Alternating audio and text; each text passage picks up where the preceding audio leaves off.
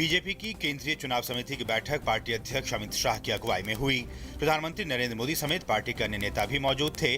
बैठक में केरल, तमिलनाडु और पुडुचेरी विधानसभा चुनावों और पार्टी उम्मीदवारों के नामों को लेकर चर्चा हुई। बैठक के बाद भाजपा ने केरल विधानसभा चुनाव के लिए 51 उम्मीदवारों की दूसरी सूची जारी की। क्रिकेटर श्रीसंत शुक्रवार को भाजपा में शामिल हो गए।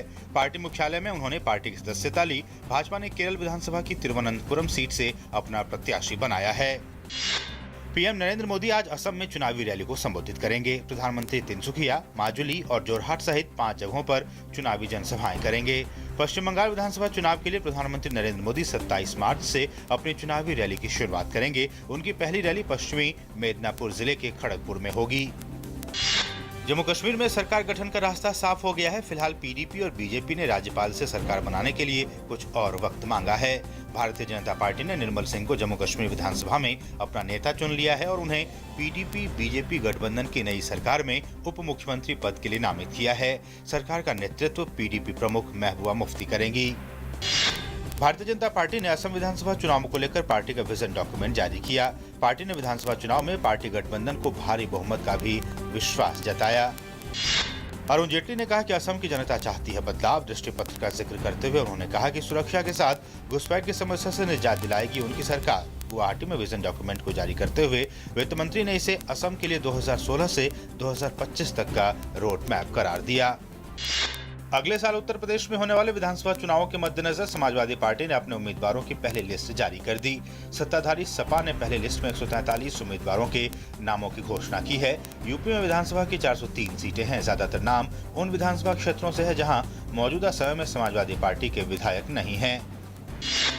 उत्तराखंड में कांग्रेस के 9 बागी विधायकों ने विधानसभा अध्यक्ष द्वारा जारी कारण बताओ नोटिस के विरुद्ध नैनीताल हाईकोर्ट में याचिका दायर की, जिसे हाईकोर्ट ने खारिज कर दिया। इन विधायकों ने विधानसभा अध्यक्ष के कारण बताओ नोटिस का जवाब देने के लिए 1 सप्ताह और समय की मांग की थी। नोटिस के जवाब देने की समय सीमा आज शाम खत्म हो रही है। तमिलनाडु के डीएमके और कांग्रेस के बीच विधानसभा चुनावों के लिए सीटों के बंटवारे की बातचीत का पहला दौर हुआ। बातचीत कांग्रेस नेता गुलाम नबी आजाद और मुकुल वासनिक तथा डीएमके प्रमुख एम करुणानिधि की उपस्थिति में हुई। भारत ने साफ किया कि पाकिस्तान में गिरफ्तार भारतीय नौसेना के पूर्व कर्मचारी का सरकार से कोई लेना देना नहीं है और पाकिस्तान के अंदरूनी मामलों में दखलंदाजी में उसे कोई दिलचस्पी नहीं है। पाकिस्तान ने दावा किया है कि उसने बलूचिस्तान में एक भारतीय कुलभूषण यादव को गिरफ्तार किया है, जो भारतीय खुफिया एजेंसी रॉ का एजेंट है। सियाचिन में कल सेना की पेट्रोलिंग पार्टी बर्फीले तूफान में फंस गई, जिसके बाद एक जवान लापता हो गया और एक जवान की अस्पताल में मौत हो गई।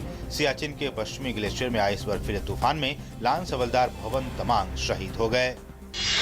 इराक में एक फुटबॉल स्टेडियम में हुए आत्मघाती धमाके में कम से कम 29 लोग मारे गए हैं, जबकि धमाके में 60 लोग घायल भी हुए हैं। ये धमाका बगदाद के दक्षिण में स्थित इस्कंदरिया कस्बे में एक फुटबॉल मैच के दौरान हुआ।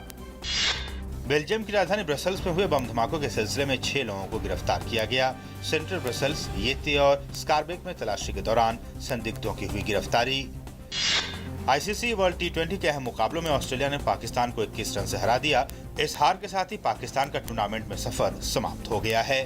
वहीं इस जीत के साथ ही ऑस्ट्रेलिया के 4 अंक हो गए हैं और उसके सेमीफाइनल में पहुंचने की उम्मीदें बरकरार है। नागपुर के मैदान पर वेस्टइंडीज ने दक्षिण अफ्रीका को 3 विकेट से हरा दिया। वेस्टइंडीज ने टॉस जीतकर पहले गेंदबाजी करने का फैसला किया। दक्षिण अफ्रीका की शुरुआत अच्छी नहीं रही। इसके साथ ही वेस्टइंडीज सेमीफाइनल में अपनी पक्की जगह बना ली।